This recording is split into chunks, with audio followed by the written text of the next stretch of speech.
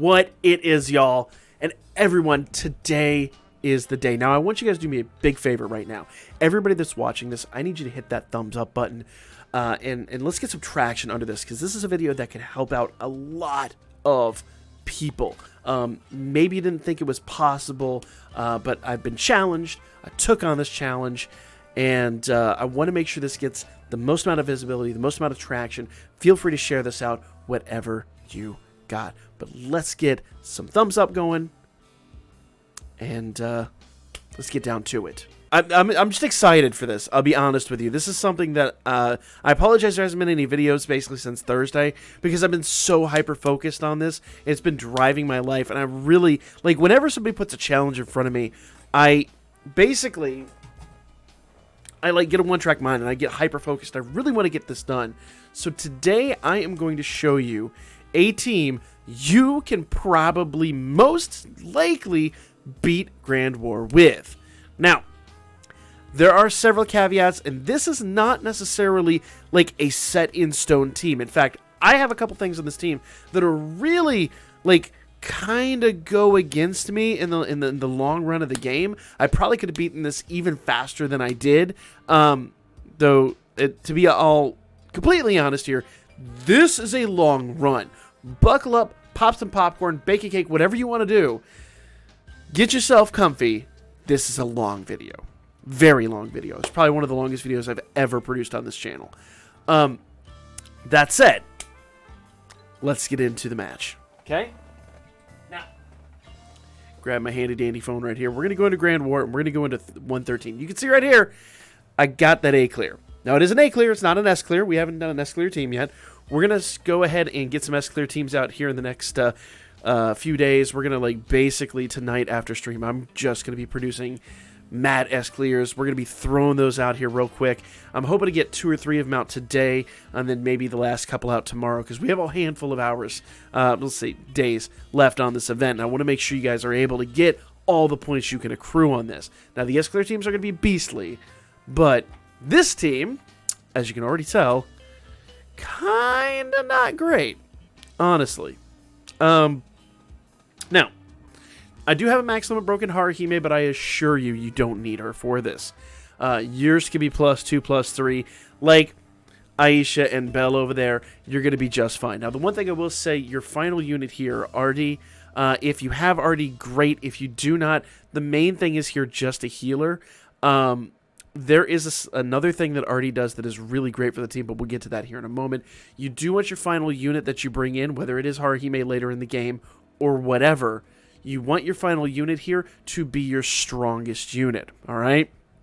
Now, step 1, Haruhime. Why do we have Haruhime on the team? Well, simply put, Haruhime is here for the 40% debuff and for that healing. That's mainly why she's on this team. That 40% debuff is going to pay out big time later, basically throughout the game. If you're not familiar, basically, Zard and Althea, they never remove their debuffs. They will remove your buffs, you're going to hate that, but they never remove their debuffs. So you hit them with the 40% early, and it stays put. Now, you will notice I have the Haruhime assist on here. The Haruhime assist is not the greatest option for this. Basically, what I've done is I've thrown her on there just for the MP regen. You will probably want some MP regen, though that is completely optional. Well, okay, I won't say it's optional. You have to have MP regen on your team. You must have MP regen on your team. How you achieve that is entirely up to you. You can take the 3-star unit that does it and sack them. You can, because there is a 3-star unit that does MP regen. I believe it's a Hestia unit that does MP regen. There are ways to regen MP, and it is going to be very, very, very, very, very important for the long run of the game. But you don't have to have this Haruhime to do it. In fact, those of you on the Japanese and North American server, there is a Hestia unit that actually does MP regen. I'll show you her right here. Go down here. There's 2, in fact. There is Bunny Goddess Hestia, and then there is Glitter Goddess Hestia, wherever she went at. There she is. Both of these units can be acquired from the casino, completely free to play. Now they actually at max limit break will do, I believe, 20 MP. This is 14 at current, maybe it's 15 MP. But either way, Haruhime and not maximum broken is slightly better by like 1 MP. But even if you throw one of those Hestias at level 60 on as a sack, you're gonna be golden. You're gonna be fine. So if you have one of the Bunny Goddess or Glitter Goddess Hestias or any of the other units that do MP regeneration, you are gonna be set. Now, Haruhime does do one thing that is going to help us out in the long run, but it really isn't too incredibly important, and that is she does increase attack all and attack single target damage. But since she's not maximum broken, it's only 10%, and I'm going to be honest, this isn't a speed run. This is, like, it's not an S-clear. Don't get it twisted. Literally, that's just a secondary effect of the MP regen that was the main reason that I put her on this team, okay? Notice that my Hestias weren't max limit broken, so they weren't really the best thing to do here. Now, to kind of even the odds, I did put a weaker unit on Haruhime. I could have put a stronger unit on her, but I wanted to kind of level her out a bit because the goal here is to get everybody to around the 4,000, maybe lowest possible I think you could really pull off is 3,500 HP. Belle actually is at 3,800, and that's not preferable, but it is a thing. It's 100% a thing. Okay? Now, that is slot 1. You want a unit that does 40%, does the 40% strength and magic debuff. You gotta have that on. You don't have to have it in slot 1, but you have to have it. Even if you sack that unit first, that's fine. You do need that 100%. Now, having Haruhime here will give you that effect and will give you some healing. Now, an alternative option is if you do sack a unit that does that. Case in point, like I'm sacking Tiona here, who we'll get to, that already does something RD does. We'll talk about why I'm doing that, but if you have a unit that does 40% regen, and then you just sack that unit, and by sack I mean like either swap them out or deliberately set them up to get killed in the first couple of turns, that's an alternative option too, which I'll talk about when I get to Lina and Tiona. But one way or another, just understand you have to, if you don't use Haruhime for this, you have to sack the person that is doing the debuff, because you definitely want Haruhime long-term for the healing. And if you have your Haruhime Maxima broken, like I'm sure a lot of people have really focused on her as your very first Maxima break unit, great. You can bring her in late game and she'll be fine. So you don't have to worry about that, okay? You can always put her in the last slot and then use Yosuga when she drops in to kind of replicate the buffs and keep everything in play. But you got to come in turn 1 with a 40% debuff. You have to. There's no option but to do that. If you do not, you will not survive. You can maybe do 35%, but it's going to make life extremely difficult late game. So I really recommend doing a 40% debuff right out of the gate. Now, it doesn't matter where your MP regen unit is. I just have my unit on slot 1 because to level out Haruhime, but somewhere in the first few turns, if it's not turn 1, it's definitely turn 2, you have to have a unit that does MP regen. You must. You absolutely must. Okay? Now I'll say why turn 1, turn 2 here in just a moment. But slot 2 is where you put your first attacker. Okay? Your first attacker, in my case, it is the magic, the new Aisha. Now, I went with an all-fire build. A better, honestly, a much better build would be an AoE fire and a single target earth. And the reason I say it was magic, AoE fire, and a single target physical earth. And let me explain. When you get in here, Zard he'll resist every single, let's say every single, he'll resist the first 4 physical attacks just about every time he buffs. So it's really hard to get physical attacks on him. It takes a really, really, really, really, really long time. Now, that said, because the spell I have does multiple attacks, he does kind of mitigate that. But then when we got to the solo Althea fight, which we'll come to in a little bit, it did make life very difficult. So if I had a single target dark unit, or single target earth unit that was physical in the slot that I have Bell in, it would make life a lot easier. So you need 1 AoE Fire preferred, though you could also get away with water. If you don't have a fire or water unit, you could justifiably do dark. Okay? So slot 1, you're doing AoE. Gotta be an AoE. By that I mean a unit that does attack all or a foe's plural attack. It's gotta be AoE. And it's gotta be magic. Now, whether that's fire or water, third option is dark. Doesn't really matter. The only reason that dark would be good there is because there's no real resistance to dark on this this team. Neither Zard nor Althea really resist dark very much at all. Dark does resist light, and they will debuff your light, so dark could help you out, but it's going to be a much longer fight than what we went through with this one. That said, I would much prefer fire. Secondary water, tertiary would be dark. Okay, throwing that out there. Now, like I said, slot 2 has got to be magic. It's got to be AoE. Now, I went with a fire build, so obviously my assist here is the new Ina. Now, you don't have to have your unit max limit broken. In fact, if you are doing the same build I'm doing here, you could very easily run the free-to-play Apollo. In fact, free-to-play Apollo is going to give you more HP than even Ina does here. Now, the reason that I ran Ina is because we're going to debuff Earth and Fire resistance early to try to get a little bit of extra damage out. If you still do a buff like what Apollo does, you're going to be fine, and he's a completely free-to-play option. The main thing is your attackers. I'm going to assume your attackers are probably your weakest links, like mine here, and you want to support those units at all possible. So when it comes to who you're putting on your attackers, you have to put on a max limit broken unit. You really don't have a choice in this, okay? If not max limit broken, at least +4. But max limit breaks would be better in the long run, even if it's a free-to-play. And pay attention to the stats here. So in this case, in the case of why I put Ina on here, Ina has a 707 magic attack, and that's going to be better for Aisha. It's going to help her get out a little bit more damage, but also that 1000 HP is going to help keep Aisha alive. If you can't focus on producing damage, that's fine. Focus primarily on HP and defense before you focus on damage, because you could fight this fight for 100 turns. It doesn't matter.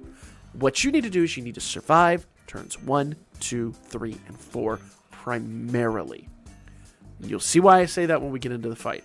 But your number one focus is turns 1, 2, 3, and 4, surviving those. Okay? Remember that. Now, that's slot 2. Slot 3, you have to have... I went with a physical AoE unit. It would be better to go with a physical single target. Now, you could do fire like I did. It would be much better to do earth. I forget what her other debuff is. I'd have to look it up. Let's just jump into the fight here and find out real quick. So, because remember, your first unit, your second unit, I should say, is going to focus on Zard. Your third unit is going to focus on Althea. So, her big deficiency is earth. Wind would be a good secondary choice. Now, I went with fire, and fire really drug out the fight, but she doesn't show it here, but eventually she is actually going to buff her AoE resistance. Zard will buff his single target resistance, and Althea will buff her AoE resistance. So you have to use a single target to do maximum damage. Now, I did go with an AoE, and we still beat this in 60 turns. A lot of turns. I did say this is going to be a long video, but you can definitely pull it off, even if you have a suboptimal build like I've got here. Okay? So I'm using a fire unit. You would be better to either use single target. I'm using a fire AoE here. You'd be much better to use a single target earth, secondary single target wind. Both have to be physical. Or absolute worst case scenario, you can use a dark. And once again, the whole reason behind building the dark team is to resist their light attacks. There is a big benefit to that. The downside is it's going to take you longer to beat it. So remember, slot 3 has to be physical. Or, well, I'm sorry. Should be physical. Should be single target. And preferably earth, otherwise wind, otherwise dark. So hopefully you got that straight. Slot 2, where I have Aisha, is magic, AoE, and either fire, water, or dark. Slot 3 is single target, is physical, and should be either earth, wind, or dark. Take notes if you need to. This team building is so incredibly important. Now, once again in slot 3, I actually have a Maximum Broken Hestia. You do not have to have a Maximum Broken unit here. Just understand that Maximum Breaks will make life easy. Now, just like we did with Ina, having a debuff or a buff for these units is going to be very, very, very important. More than that, anywhere on this team, and I chose to put it in slot 3, you can arrange these assists any way you want. The assists don't have to be in specific slots, but in fact, the adventures don't have to be. It just makes organization of your team a lot easier. In the case of Hestia here, Hestia is a strength and magic debuffer. Now, she does a couple other things, but strength and magic debuffing is going to be important. Let's call her Aisha. Haruhime doing the 40% at the beginning. Anybody that does the 40% is fine. I have Hestia coming in with the 20%. So that is basically just going to make my life a lot easier. Our unit's going to take a lot less damage. Okay? If you do not have Hestia Maximum Broken, a +4 will work. Though you're going to have a lot harder time, but it will work. If you have her +3, maybe sack her or something. Put her in like slot 4 and then put somebody else on Bell. But remember, for I say Bell, where I have my Bell slot, I should say. But remember, 3,500 HP is kind of the lowest HP you can have to go in here and still survive it. You need good defenses, you need good HP on your 2 attackers. Because I'm going to assume, like my build, your attackers are kind of your weakest link. Alright? That's why I kind of went with my 2 Maximum Broken units there. Now, slot 4. Slot 4 is going to be your first sack. Now, I went with kind of what I would call a... I went with a bit of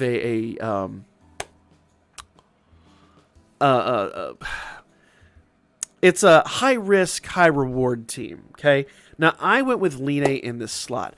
Ultimately, if your units are weaker than mine, which I would hope not, but if you have assists that are maybe +4 or whatever here, I would recommend putting either Artie or Tiona, this Tiona right here, in slot 4, because what you really need to do is on turn 1, not only do you have to get your 40% debuff and your good debuff from your assist, you also need to buff your physical and magic resistance, and that's what this Tiona does. Now, I went with her in slot 5, and I'll explain why in a moment. But you need this skill absolutely. Turns 1 and turns 2, you have to pay close attention to your defenses. It is so incredibly important for the long run. Debuffing, first and foremost, buffing, but remember, if you buff, you got to keep those units on the team. I'll explain why I did this build here in a moment, but anybody that buffs this either needs to be on the team or you need to have another unit that buffs it later. Debuffs are fine. Debuffs can come and go whenever they want. But remember, buffs are going to disappear on turn 4. And the worst part is buffs are going to disappear on turn 4 in the middle of the fight. So you really need to, by the end of turn 3, you have to have perfect health. All right? There's a reason I'm taking 20 minutes to explain this team. This is a very big reason. So ultimately on my main team, the first team I attempted this with, before I got a little cocky and tried something different, I had her in slot 4. Now, then, I still had this Ina assist. Now, this Ina assist is really, really, really important. Not necessarily having her specifically, but what she does. Critical and penetration rate down. You need to reduce the critical and penetration rate as much as you possibly can. Very important. Now, in the case, let's say for the sake of argument, you have the Fiesta Haruhime. The Fiesta Hestia. And Fiesta Hestia is only like +1, +2. She's a weaker unit. But you have Ina, like I do, at +4. Then I would put Ina on Bell, and I would put Fiesta Hestia on the sack here with where I have Lena, or where I would recommend putting Tiona. The reason being is because your +4 is going to last a bit longer and give Bell a bit more than like a +1 Hestia. So it's, the team build is what I build here isn't static. It's very dynamic. It's going to, a lot of times, come down to the teams you're building. That's why I'm spending so much time explaining. So take notes. You can go into your team and you can build what you need to get the kind of defensive build that will take you into success on this. Remember, your goal is to pass this. You don't care about the S-clear. Your goal is simply to survive to however many turns it takes to beat this and get your 4-star 11 draw ticket. Remember, that's the eyes. That's the prize. Keep your eyes on that prize. 4-star 11 draw ticket in your future if you're following it, if you're paying attention and following a build similar to what I'm doing here. So on my main build, and I'll go ahead and bring it up, I won't bring it up here, but I had Tiona in slot 4 for the main build for the defensive structure to increase my my magic and physical resistance. Now, I went with Lena because I needed, or Lene, because I was in the run that I'm going to show you, I attempted to do a triple SA on the first main attacking turn, and I'll explain what that means when we get into the fight. It worked out, but it was very, very, very difficult to get past turn 4. I would recommend not doing that, and I would recommend putting Tiona there. Now, in fact, let me go ahead and pull up that other team. I'm going to save this team into this slot here, and then I'm going to call up the other team that I built here. There we go. So notice Tiona's in slot 4 on mine, and I actually have Pastor Goddess Hestia right there. Now, this brings me to slot 5.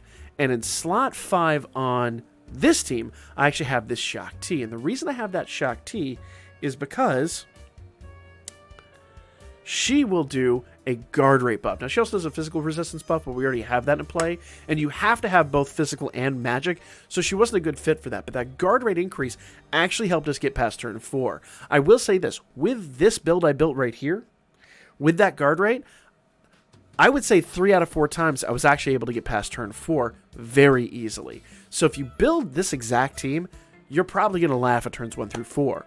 Even if you change up the adventurers, so long as your adventurers are +1, +2, somewhere in that range, as long as you've got more than 3,500 HP and you've got good assists, you'll easily make it past turns 1 through 4. Now, past that, well, follow the video and watch along. But notice I have Pastor Goddess Hestia now on Tiona. It doesn't really matter where she and Ina are in the build, but Pastor Goddess Hestia, who I didn't discuss before, does physical and magic resist +10%. So you'll notice basically turn 1 for this build was all about physical magic resist and reducing the outgoing damage, basically debuffing and buffing resistances. Now the nice part is with Pastor Goddess Hestia here on the front, our weakest units all continue to have, that Pastor Goddess Hestia, the 10% physical and magic resistance, and it's so important to have that. And that's why I focused on using units that largely weren't max limit broken. But we're going to get to turn 6. And I'm going to tell you right now, turn 6, you have to have a very, very, very, very, very strong unit. You must. Okay? In my case, I went with Artie. Now, Haruhime is a better fit for this spot because I do have her fully ascended. But I did a little challenge myself, and I used Artie here because Artie isn't fully ascended. And I wanted to say, for people that don't have access hero lights or whatever reason, your units aren't fully ascended, you can survive this, but it becomes increasingly difficult. Now, the one thing that I will say is almost required for this build to work here is you have to have Finn, and if you don't have Finn max limit broken, you might be able to pull this off, but I really feel like you have to have Finn in this last slot. This Finn assist will give you 33% SA gauge charge, and that's going to be really critical to getting your special attacks out on time. Now, if you don't have him max limit broken, or you throw him earlier in the team or whatever, it can still work, but this is the one offensive thing I've done, and when I get later in the match, you'll see why that is. But Artie being here represents our second healer. You want 2 healers on this team. You almost need 2 healers on this team, honestly. She also does a physical and magic resistance buff, which is really nice. She also will do a debuff on the critical and the critical and the penetration rate. Her alone, she can't pull that off. You gotta have an assist that does it too. So she does all that, and she will do a death saving throw. By that I mean she will give you a free KO save if your units are above 10%. It's really important for low-level units to keep that in mind. Now, I don't think I used it on maybe I used it like late game or something like that in a sloppy run, but I didn't necessarily use it on mine, but it could come in very, very, very handy, especially looking at your turn 5 and post SAs, okay? So now that we've talked about it, remember, the main thing you need, 2 healers. You got to have 2 healers. You got to debuff the outgoing damage on both the assist and the adventurer side. The higher the number, the better. You have to have a unit on your team in an active place. That's why I put Artie in slot 3, that can buff physical and magic resistance when you need it. The nice part about Artie, if you have her, is that she will actually add that death saving throw if you need it. And the best part about her is that she will debuff their critical and magic rate, or I'm sorry, their critical and penetration rate. So she's very, very, very important. So remember, debuff critical and penetration rate, debuff outgoing damage, buff your defenses and buff your defenses often, because you're going to get debuffed often and it's going to keep you alive.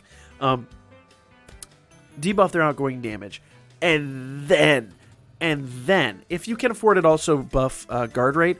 Though I really feel like the guard rate buff, you can do that in the beginning and survive late game, because remember, turns 1 through 4 are your most critical situation here. Then worry about who you're going to attack with, okay? And go back to what I said with the attackers. You need an AoE magic that's either fire, water, or dark, and you need a single target physical that is either earth, wind, or dark. A lot to consider. Take notes, guys. And I'm going to go ahead and jump into the run right now. Now, I'm going to pause it periodically to kind of show you guys. This is the team that I did use for the run. It should look very familiar. I'm going to pause it periodically so we can maybe explain some things that I did here. But if you pay attention, you could survive this with just about any team so long as you fit the parameters. So we're going to go ahead and jump into the fight here. Alright, so turn 1. Turn 1 is hyper critical. So we're going to take down the 40% strength and magic, like I said before. We're going to go ahead and buff. Now, I chose here to buff the fire, strength, and magic so we can get a little bit of early damage out. Damage is not critical early in the match, but this was just a little way that I could chip away at their health, and it just so happened that Aisha has this capability. So for me, this made sense. Plus, the nice part about running Bell here, Bell is strictly AoE. He doesn't have a single target attack, and that will cost us a little bit in the long run. But his single target attack has a multi-attack modifier to it, which you'll see in a moment, and that kind of wears down Zard a little bit faster. And we really did focus on taking Zard out. Zard SAs significantly more often than Althea, so when it came to this situation, I needed to make sure that that was just handled. Period. End of discussion. It had to be handled. All right? So, Zard and Althea. So, Bell, as I'm going to pull up here, is actually going to do this one that gives a multi-attack and will take down fire resistance. It's not important. It's just a little bit of early damage. And, of course, Line is going to buff the SA gauge 33%. Okay, so notice we took a decent amount of damage, but not life-ending damage there. So here on turn 2, we're going to do a lot of similar stuff. Instead of Akane, I'm going to go ahead and have Haruhime do Yosuga so that we start replicating some of those buffs and we get like an early bit of healing out here. Now, preferably, like I said, with Tiona, I would have done the physical and magic resistance on turn 1, but I didn't. So with her, I'm actually going to do it on this turn. Preferably with the other run, you would do guard rate on this turn, but it really doesn't matter. Now, Aisha's already done a buff, so she can do a basic attack. Bell doesn't change one bit. And like I said, physical and magic resistance is going to help me survive through turn 3. As I said, the debuffs happen on turn 4. Now, worth noting, those 2 units that I put on turns 1 and 2, they're gone. Now, if you don't have the swap anklet that I was using, you can make them weak by taking away their armor or doing whatever. They can get killed. You'll get a B clear, not an A clear, but so long as they are out of the way and put their effects in, you'll be fine. In fact, sometimes sooner your healer comes in, the better. But in this case, we're going to change absolutely nothing about the first 3 units, and I'm going to do something weird here. Now, I did say Artie does have a buff and a death saving throw, but it's very, very, very expensive. I think I show it off here in a moment. The MP cost on that is like 141. And while I could do it, in fact, I'll show it off next turn if I recollect. While I could do it, getting the critical and penetration rate down is going to help survivability. Now, this is a situation here. Understand, the first few times you try this, you're probably going to fail. All right? So give this a couple of tries. If you find that after 3 or 4 turns you're not surviving turn 3 or turn 4, you might have a team problem. And notice that he still did criticals, despite the fact we've debuffed it to absolute Hades. This was probably the 4th or 5th run that I had done after doing some modifications to the team and after already having a few runs. You may not survive turn 3. It's completely RNG based. So if you don't survive it, go ahead and try it again. Try it a few times, but with the team build like I'm describing here, you should at least I'm going to say it. I'm going to be realistic here. 1 out of 6 tries, you probably should survive it. If not, go back and reassess your team build a little bit. But there will be RNG failures, and I hate to say it, you might even have a few late game, but if you stick to it and if you try it, you can survive this. Now, I'm going to change only one thing on this team. 2 things on this team at the moment. I am now going to keep... as you saw there, I'm going to buff with Aisha, and I'm going to do an MP heal with Bell. That's one of the big things I loved about this Bell unit, and one of the main reasons I threw him on the team. There's 2 big reasons I threw him on the team. One was this MP heal. 2 was a debuff removal that he actually will do later in the match. Though, as I found out, that debuff removal actually was a little more enticing. It didn't do as much as I thought, and I'll discuss that when I talk about it. And it's one of those traps you can get kind of caught up in, and I did, and it did cost my run quite a bit. But MP healing is really important. Remember, this is a long fight, and if you don't have MP healing, you're going to do what I did later in the match with Aisha, and you're going to be spending, a dozen turns or so just doing base attacks and replenishing her MP. It's another reason why Haruhime is really important, and an MP regen assist is really important, because if you don't have an MP regen assist, when your other units that don't have the MP healing run out, well, they're just dead in the water. They're doing nothing. I mean, they can wait for SAs, but you're talking, it's going to double or triple the amount of time that this fight is going to take. And I'll warn you, this is a long fight. This is a very long fight, okay? So, bear that in mind. So, I'm going to MP heal with him, and I'm going to do another buff with Aisha. And I hear you say, well, why are you doing a buff here? Well, turn 4 is you get debuffed early in the match, and then Althea will SA right after that. So, Zard SAs on turn 3, Althea SAs on turn 4, and there's a debuff on turn 4. So, all those things are worth noting and worth keeping in mind, okay? So, your whole goal here is to survive until turn 5. And that sounds simple. It is not. It is absolutely not. So let's go ahead and go in here. Now, the other thing that you're going to notice here, I'm going to continue using Energize with Artie. And I hear you saying, but you said you're going to get debuffed. And I am going to get debuffed. While I could use a physical and magic resistance buff here, because my Artie is so high level, it's actually going to happen, and it's a fast skill too. It's going to happen before the debuff occurs, so it's rather pointless. I hate to say it, it really is kind of pointless. The HP regen would have been nice, but I really need the healing that Energize is going to do. So this would be a mistake. Plus, notice the MP cost there. I want to save that for later in the match, so I'm going to go ahead and do this. Now, fair warning, this tactic is extremely, extremely, extremely risky and could cost you turn 4 if we get criticaled. Another reason why I say getting rid of that critical and penetration rate, highly important. In fact, I think Aisha actually gets criticaled here, and we only get like lucky on her run. I think if I remember the run correctly, that's how it goes down. So don't emulate what I'm doing. Pay close attention to what I'm doing. Let's see, the guard came in lucky there. Boom. That's a big hit. That's a big, big, big, big hit. But you notice our buffs are back in play. And the main thing is you want to make sure that you are as close to fully regenerated before Althea does her SA, or you're in trouble. Big trouble. All right. Here we go.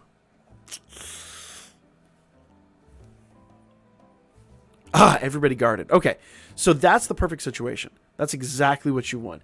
Everybody, well, except Artie, but Artie is really strong. Everybody guarded, and that's perfect. So now we're on turn 5. Now we can, like, relax a little bit, breathe a little bit deeper, and we're not holding your breath. We're not as tense. We're not as worried. Turn 5 is really simple. You don't take any big hits, hopefully, as long as you're not, as long as you're still debuffed. They shouldn't do anything major here.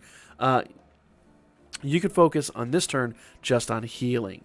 So Aisha already did a big fire buff. So what I'm going to do is I'm actually going to do a little MP regen with her, and I'm going to actually take her kind of off and just do a basic attack with her. I did choose to do Sheikah here to do a little bit of MP regen on Haruhime, because remember, MP is really, really, really important.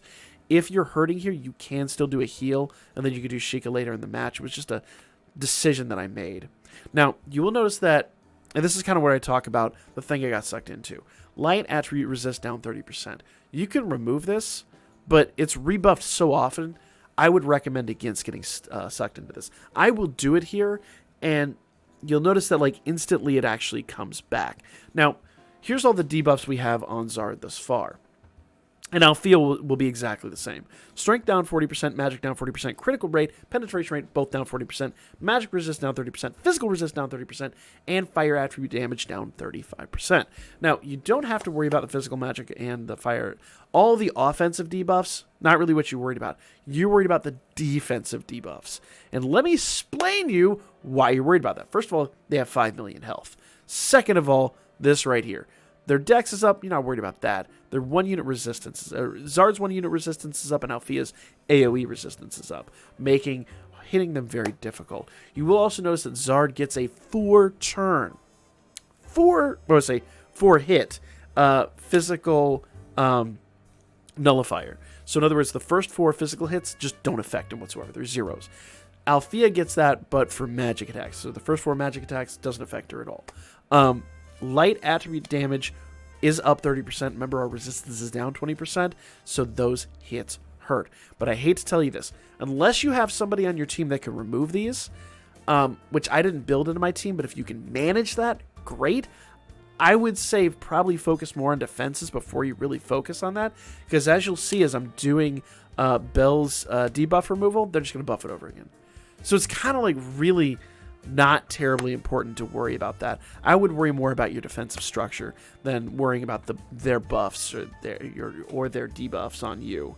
It's a little, like, basically trap that I got sucked into here. So I would feel a little more comfortable with Haruhime's healing here, but with her counter rate and she in fact increases the counter rate buff here anyway. With her counter rate and RD's counter rate up, it helps, but it's not the smartest thing to do. I would probably have done Sheikah turn 6. I do it both turns here, but yeah, it's a thing. Now, Molten Slasher. Once again, I am buffing back Belle's MP gauge, and I'm still continuing with the heal with Artie so that Haruhime can rebuild some of her MP. Now, turn 7 is a beast. Turn 7, your buffs are removed early game again, and Zard essays. So remember, you can't. I mean, if Artie or whoever you're using for your physical or magic resistance buff, if they're low level, they might be able to get it out in time. You could test it out. In this case, I just kind of hunker down, do a double heal, and make sure I debuff once again, or keep their debuffs in place for the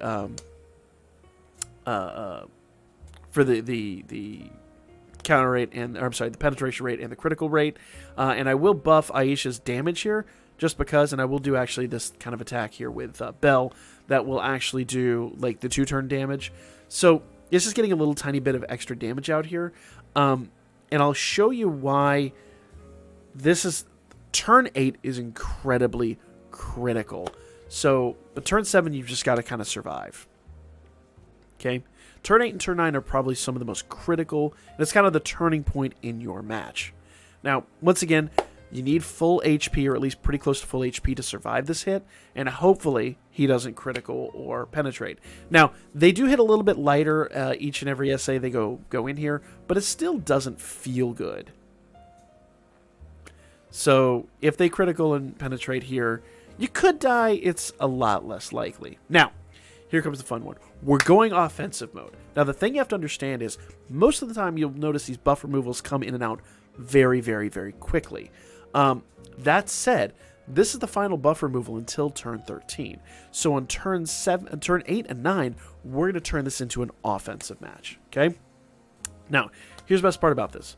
So we can do an SA with Haruhime, and we can do a 100% SA gauge charge. Now, I am going to go ahead and use this turn to, once again, do a little bit of damage with Bell. I could do some MP healing, but I really didn't feel like it was necessary at this point. And I'm going to do a base attack with Aisha. Okay? Now, I am going to use Tranquilize here. I'm going to go back and, well, I'm going to use Tranquilize here with Artie because we are going to get SA'd. Let's see, turn 13. We get SA'd twice before there's another buff removal. So, in this situation, it just so happens that Zard's going to SA in turn 11. I'm sorry, Zard's going to SA in turn 11. Althea's going to SA in turn 9, but there's no more buff removals before then. So it's a great time to use this skill with Artie, so that not only do we get our physical magic resistance back, which I had lost a long time ago, we also get a death saving throw. So it makes life a lot easier. So I'm going to SA with Haruhime, give ourselves 100% strength and magic. Now, preferably your team should be built so that you can do a double SA here. I went for a triple SA, but it didn't work, and I'll show you why it actually was better this way. But this is not a build you want to do. You want to do a double SA here most likely. My triple SA was literally just kind of like Gucci mode. Like, it's not necessary.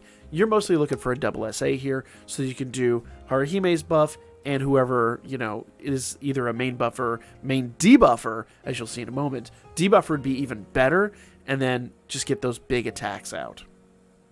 But like I said, this is the turning point. This becomes an offensive match. For me, because I went all fire, you could probably already tell what the next turn is going to be.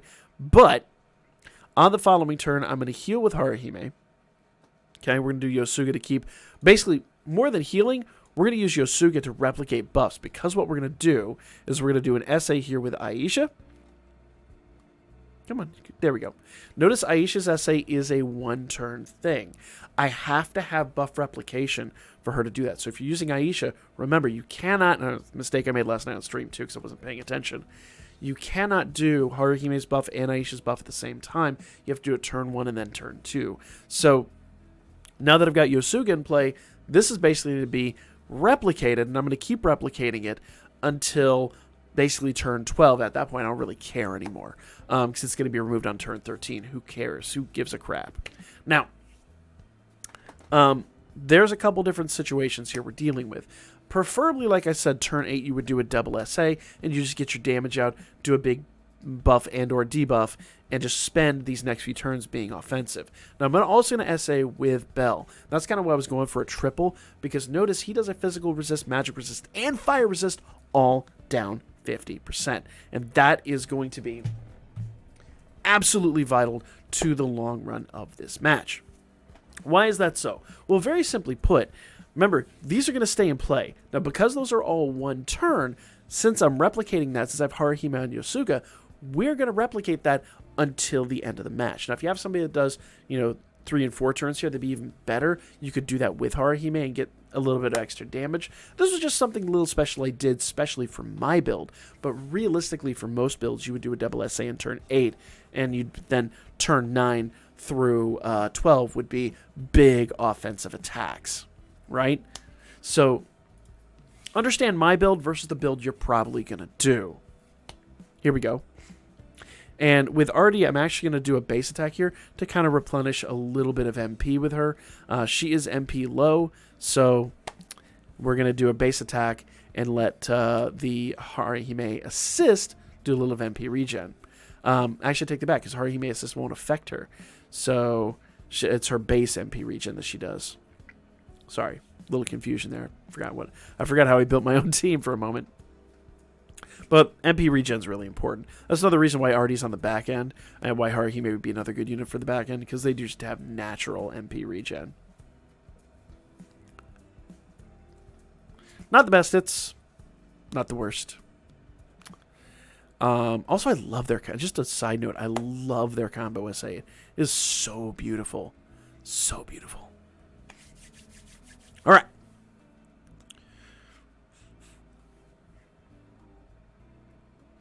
Boom. Big hit there. Well, big-ish hit. You know. It did pretty well, actually. I will say that did quite the trick. So, and this is just a pretty attack. It's just a beautiful attack. A little jittery because I'm playing it on Media Player, and Media Player is having a spaz, but you know, it'd be what it'd be, I guess. All right, so now we're all buffed up. We have 100% fire, 100% physical, 100% magic, and we're just ready to hammer down. Now, you could build this team and really go to town on these next few turns. Now, notice, like I said, Althea's going to attack here, and honestly, if you're a little, like I was confident to have maximum health, just because the way I'd built my team, if you needed to do an RD, or whoever you have as your secondary healer here, you could do it. But you just basically need to make sure that everything's buffed up. And remember, our physical and magic resistance is still buffed, so we're not really worried about it. Okay? I was looking at this right here. I was trying to remove it again because it is back. And you'll notice, actually, if you pay attention to the icons down here, it basically stays. What I did here was just pointless. Utterly pointless. I would have been better to just do attacks with Belle and then just hammer down. And we're going to go back and do another heal here. That's just to kind of keep the team going. Realistically, I probably could have done another base attack with Artie, but after seeing how low Aisha's health is, I really wanted to do a double heal here. Though I don't know if it was completely necessary. It definitely did the trick. All right. So, I don't know what I'm doing here. Why am I showing this off again? Come on, get on with the fight, fool. I'm going to edit that out. Probably not. All right. So, notice that Zard's debuffs and everything are still in play. We do need to be careful because these could fall off, and I don't want those to, so we need to Yosuga at least a few turns to keep those in play. You got to be really, really mindful of everything here. Notice how Althea's levels are now down too, to the point at which fire will actually hurt her. That's just a special thing that I built into my team so that these next few turns we could be offensive, and she's got all the same debuffs, so we're good to go. Now, notice that their health isn't falling very quickly. That is going to take a turn here in just a moment. Their health is going to fall off pretty fast now that we've got all these buffs on.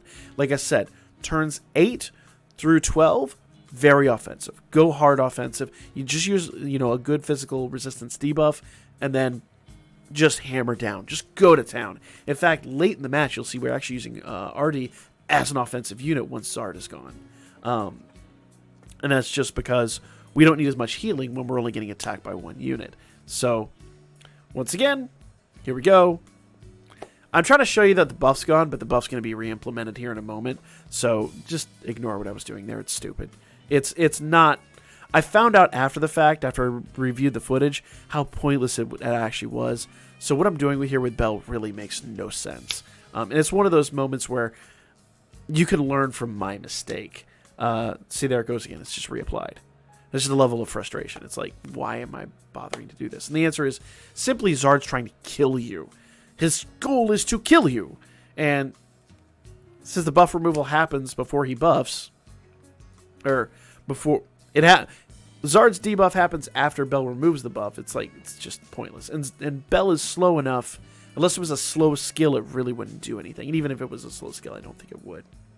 So, our goal here at the end of turn 12 is to basically do as much damage as we could on this turn, and then at the end of this turn to be at max stats. So I'm going to do a little of MP healing here with Belle, and basically from this turn on, MP is going to become a little bit of a concern. Not the end of the world, but as you'll see here, from this point basically until the next kind of open and free space that we have, we're going to be very conservative with our MP.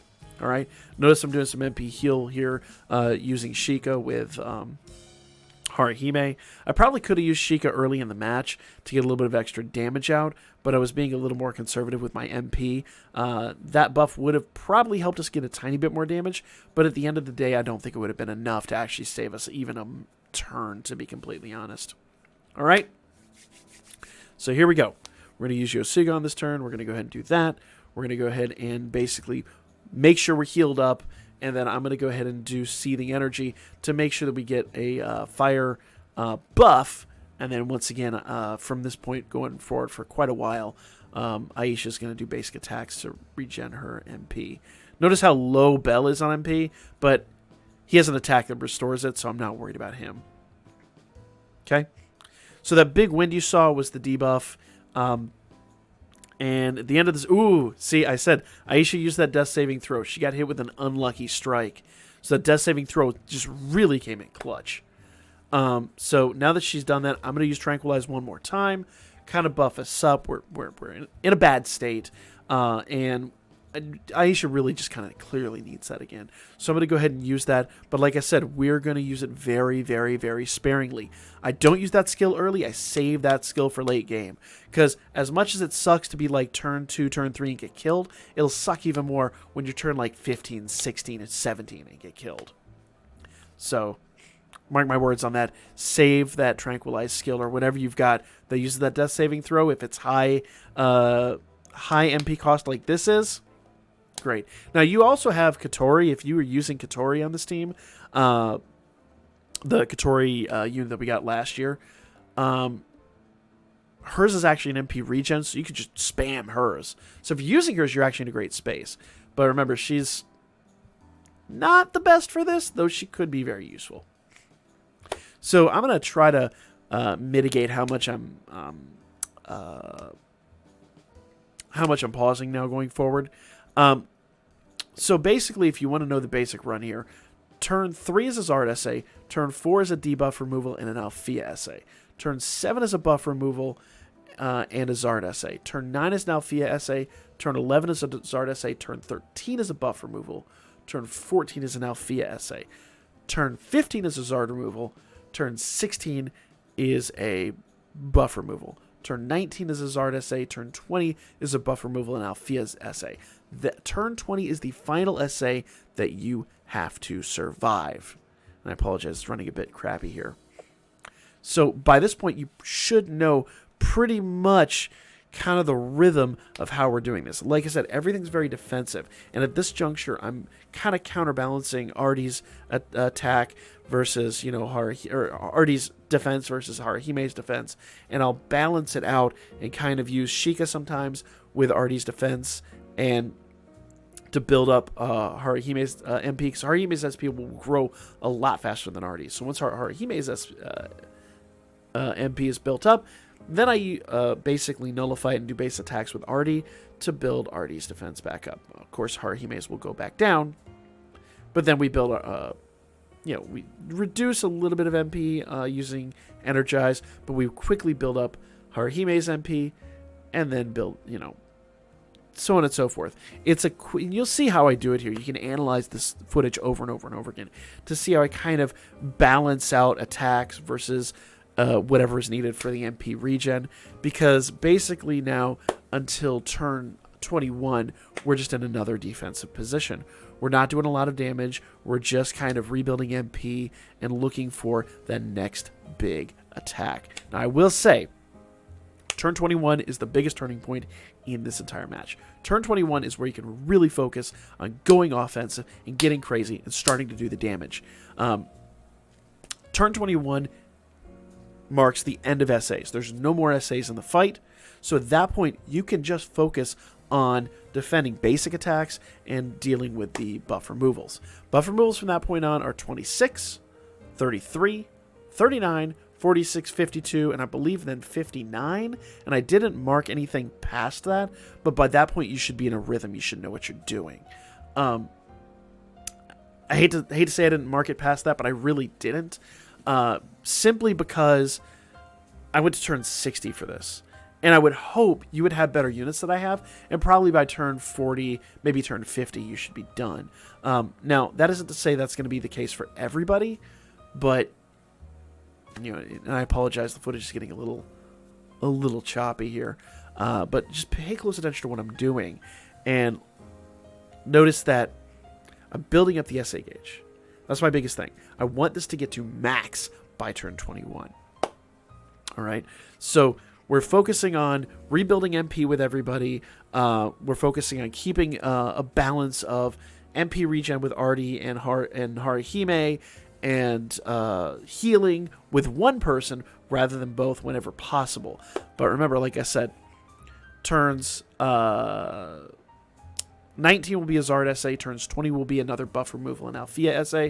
So on those turns, we'll probably do a double heal and try to keep our units alive, all right? So this is fairly critical, because in these last few moments where these SAs hit, they don't hit hard. See, here's Zard's SA. So notice I'm rebuilding Bell's MP. I'm using Energize. Ooh, I'm using Tranquilize. Ah. So here's the deal. Because the buffs were removed a while ago, and I actually didn't do another physical resistance or magic resistance buff, I could do it on this turn. It'll wear out next turn, but it'll save us from Zard's SA. And then we could be at maximum for Althea's final SA of the match.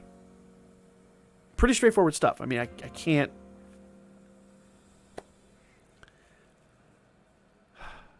There we go. So like I said, pretty easy, pretty straightforward stuff. We need to now be at maximum HP for this. Now, in theory, you could do a Harihime SA here to heal everybody up, get everybody up to max. I personally went against that. I went with a big gamble here of doing a double heal, because I had faith that we could survive it at this point. Now, once again, I'm putting a lot of faith in RNG. RNG could come back and just make me a miserable puke and just kill everybody on this turn, or kill some vital people on this turn. So it is, once again, an RNG game. Now, past this, it's just a breeze. Past this is like, now it's in the bag. If you made it this far, if you survive this SA, you got this, 100%. There's no questions after this. So surviving this, and I apologize once again, the footage is getting a little choppy. Surviving this one is really, really critical. Why is... It's not like Windows Media Player really requires that many resources. So notice that I've got Energize here. I've got... we needed that death saving throw. That actually did come in handy. We got hit big time with that last one, because that's like their last hurrah. After that, you got this. So the death saving throw saved me here. Notice that Bell has single HP, but it doesn't matter. I got a quad SA charge, and I'm gonna do Harihime's S here. And guess what I'm gonna do next turn? Because the next big debuff is on turn 26, turn 22. I'm gonna do a double SA with these two. Oh, I'm sorry. No, I take that back. I did a double SA with Harihime and Aisha, only because I didn't need to do an SA with Bell to get the debuffs. I forgot the debuffs are already in play. So I did a double SA here with Aisha and Harihime to get some big hits out, and then I do another double SA next turn to get even more damage. So from this point on, it's pretty straightforward. Basically what we do is we balance out MP, we balance out our attacks, we balance out everything we've got going on. Some like stints, like I believe between 26 and 33, I just focused on getting my MP back up, because the main thing is in these interim fights. Now turn 22, I'm going to do a double SA. Turn 23 to 25, I'm just trying to get out big attacks. So then turns 26 through 33, I'm just focusing on rebuilding my MP. And it really kind of goes in stages like that. And you'll notice now that Zard's actually hurt. Zard's actually reeling. And like I said, there's no more SAs from this point on to worry about. So the healing becomes very simple. I rely on one healer to do the job. Okay, so I'm going to go ahead and fast forward here to some late game stuff after we do the double SA, of course. And show you basically why I do this. So notice we did 2 double SAs back to back, and it's just so we can get this little bit of extra damage out. And once again, I apologize. The footage is a little bit choppy. I wish I could fix that, but at this juncture, we've gone this far. We've got this far into it. I just can't do anything about that, sadly. Might be able to fix it in post. We'll see. Bam, look at that.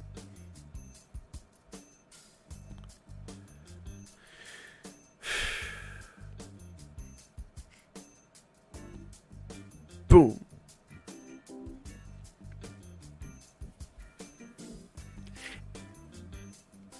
Now remember, Althea resists AoE attacks, so these attacks are going to kind of look puny. But every little bit counted in this fight. And if anything you could take away from this, another combo essay. I love their combo essay. If there's anything you could take away from this, you could do this with anybody, really, so long as you debuff and buff accordingly and then survive to this point. So like I said, for the next few turns, we're doing just like we did between turns 7 and 13. We're just hammering down on big attacks and focusing on doing the maximum amount of damage. Then we'll spend, like I said, 33 to 39, just healing MP, and then 40 to 46, doing large attacks. 46 to 52, healing MP, 52 to the end, basically doing large attacks. Now, everybody's pretty much going to fall from this point, so I'm going to focus on that last bit where we kill Zard. I'm going to jump to that. So here we are at the end of turn 46. And you will kind of notice that Zard is pretty much dead. Even Althea's like reeling.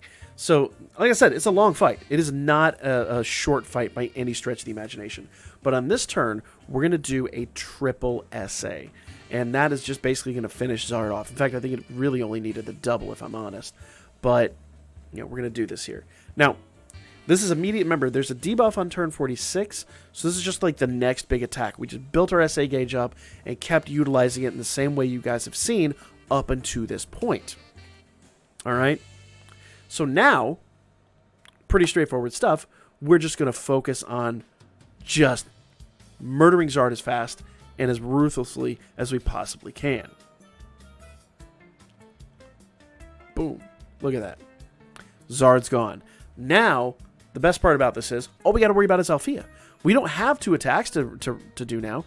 And so what I can do, first of all, Althea is weak to single target attacks. She isn't weak to water necessarily. We haven't debuffed water, but Artie does single target. And if I can focus mainly on healing with Haruhime, we don't need double healers. We're not getting double attacked. I can focus on healing with Haruhime, and then I can use Artie as an attacker at this point. I mean, every little bit of damage counts. So, yeah, we're going to do our thing. Now, the worst part is here, I don't have anybody that can debuff, that can debuff the physical attack, or say the physical attack, that can debuff the, remove her debuffs, basically. Like, she's debuffing all incoming AoE attacks, is what I was trying to say, and so I don't have anybody that's removed that, so we're kind of just chipping away at her health. But the main thing is here to rebuild and replenish. So here we go. Artie at this point, she's done, man. We don't even need her physical and magic resistance debuff. We don't care about that. We're not getting double attack. We're literally just going to go crazy on attacking with her, and just really attacking at this point. We're 100% offense at this point. With the exception of Haruhime, but that's because Haruhime's offense kind of ain't there. In fact, as you can see here, I can do Sheikah on this turn with relative ease. Because remember, both Artie and both Haruhime, they have counter heals. And if you're using units with counter heals, you're going to love life. Love life. I cannot stress that enough. I'm sure somebody was screaming early in the video about me not mentioning that. But there's so much to talk about with the mechanics of this team and how they work. Notice all our debuffs are still in play there, so I can do Sheikah comfortably for like 2 or 3 turns and not really have to worry about having to rebuff that. So, all those debuffs in play, she's actually reduced now, so we can actually produce the damage we want to produce and win this. It will be another 11 turns, but these turns go much faster than anything before this. Like I said, we're going to get debuffed on turn 52, but, you know, it really don't matter at this point. She's done. She's through. So, I mean, at this point, like, as we're doing this run, I'm like, you did good. Yep. You took on the challenge.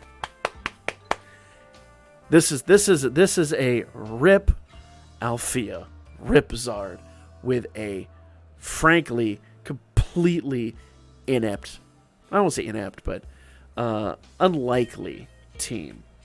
Such a great experience to be able to just go in here and just clean house. How great is that?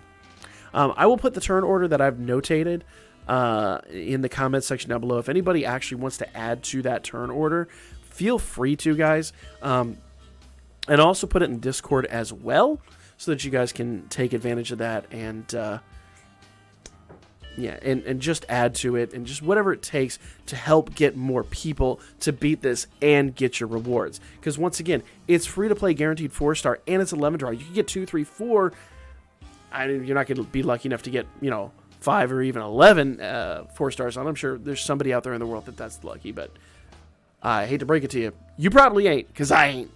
But if you get 2 or even 3, or God forbid even 4, but you're guaranteed to get 1 4-star for free out of this, that's one step closer to max limit breaking a unit that you didn't have yesterday, that you got completely free to play. I don't want to say you're welcome, because it sounds so cocky to say, but the whole reason I did this is to show you guys how you can take on a lot of these events completely free to play without a lot of worries. And by this point, you should probably see the team builds that I'm doing here, and the way that I'm operating this team. I mean, everything's just about being wise with your attacks, okay? Just 100%. Notice I'm doing the double SA here, and I'm going to shoot for another SA at the end, just so we can kind of get this going. Bell's SA is not as critical as Haruhime and Aisha's are, but it will, these two SAs will make Bell an absolute unit. Also notice that does also buff Artie's skills as well. Artie gets 100% buff from this. Now she won't get a fire buff. Well, she gets a fire buff, but it doesn't matter. She doesn't do a fire attack, but she does do a physical attack, and it's gonna hurt. It ain't going to feel too terribly great. So here we go. Turn 53. Now, once again, remember, we're going to turn 60. But, I wish I could say we were doing it more than 53 damage at a time, but yeah, it's a thing. It's going. It's moving. It's shaking. All right.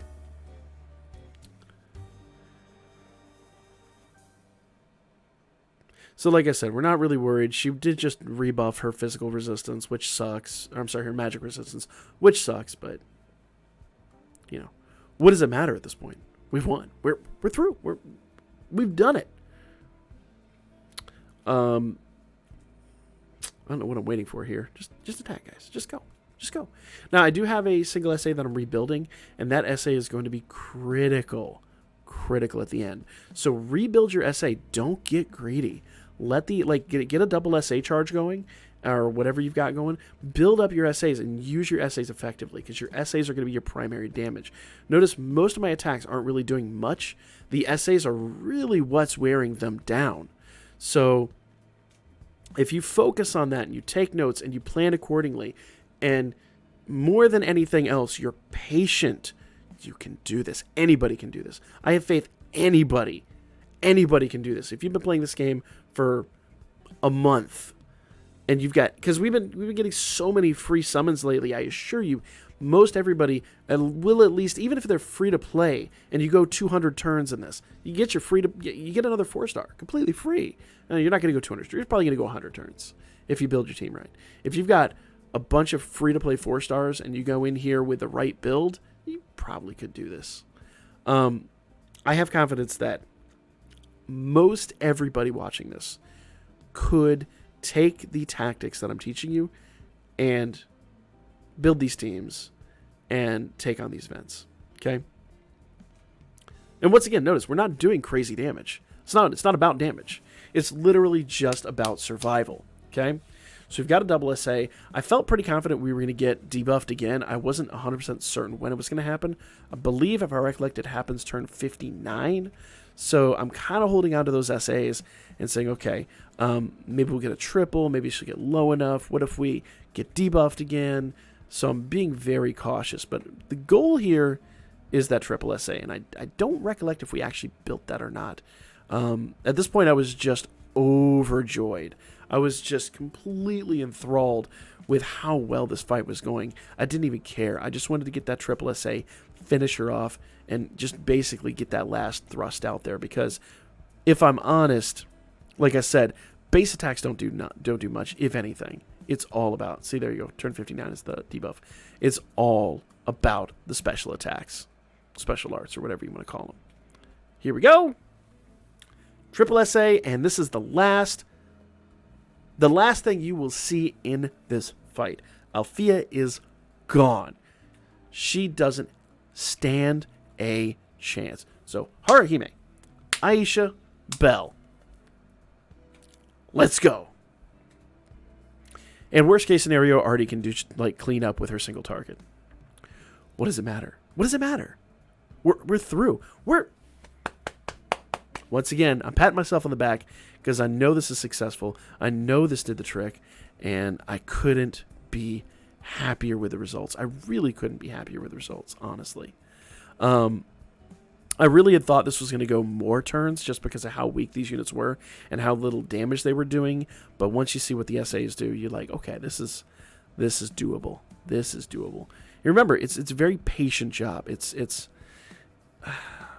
just imagine like you're someone that was doing like marble stone cutting back in the day, and all you had was a little chisel. You have to be patient, and you have to appreciate every little tiny mark that you take out of that piece of rock.